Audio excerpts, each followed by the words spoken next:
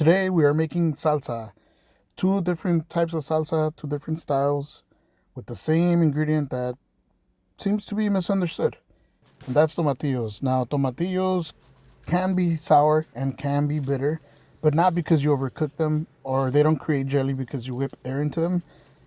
You see these tomatillos here, the bright green ones, they're not ripe. Those can create acidity and bitterness. The other ones are nice and ripe. This little guy here, that is what really brings in bitterness. So you don't want to get these at the supermarket. However, you can mix the other two. So I'm going to put these in a tray. We're going to do a salsa tatemada, which is a charred salsa. Now I'm putting the garlic cloves in the middle or under the tomatillo so they don't get overcharred. And I'm going to put this in the broiler up until they look nice and charred. There's no time. So once they look like this, you can go ahead and flip them. Now, don't flip them with your hands. I went ahead and did this because I'm just used to it, but they are very hot. So if you're not used to it, you can actually burn yourself. So please don't do that. Once you flip them over, put them back in the broiler, and they're going to come out looking like this. As you can see here, the garlic is pretty much intact. Like there is some charring, which is what you want, but you don't want them to burn. Now, in a blender, I'm going to put the onion. I'm going to put everything that we put on that tray, including the juices that came out of those tomatillos. Put them in the blender.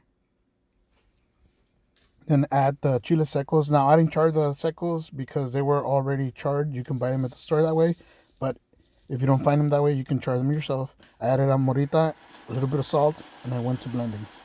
I went ahead and did it at medium speed just because I wanted it to be a little bit more chunky.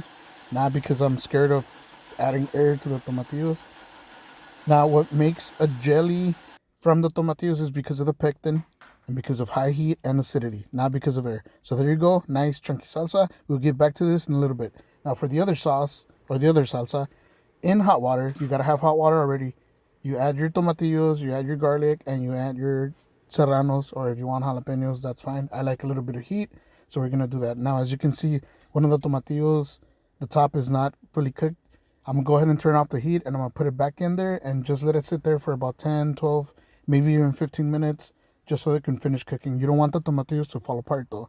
So they got to be nice and plump simply because you don't want the goodness of the tomatillo to leach into the water. So we're going to put those in the blender and then add the garlic, add everything that you had in that pot, the serranos, and a little bit of the liquid that you cooked them in. And a little bunch of fresh oregano. That is key here. And a little bit of salt. Salt to taste. It's up to you how spicy, how salty you want your sauce. I went ahead and blend the sauce here.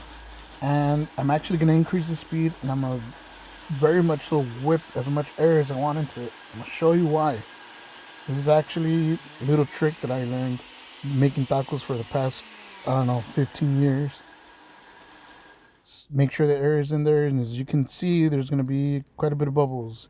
Now, that is not going to create jelly. That is just simply going to give you a nice velvety sauce.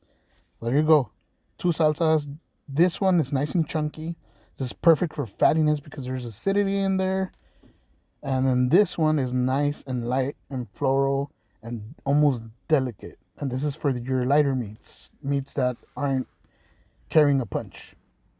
So as you can see, this one, I will do like a nice fatty, taco with this, right? Something that carries fat so that acidity can cut through it. All that chunky goodness will help out. This one would be like for a taco de lengua, a taco de cabeza, or even chicken. Something that's, much lighter in flavor. Not every salsa is meant to slap you in the face. It's not about the perfect salsa. It's about using the right salsa for the job. So my goal here is with this little mini series to teach you what sauces can do for your food. Let's learn salsa. Stay tuned for the next episode.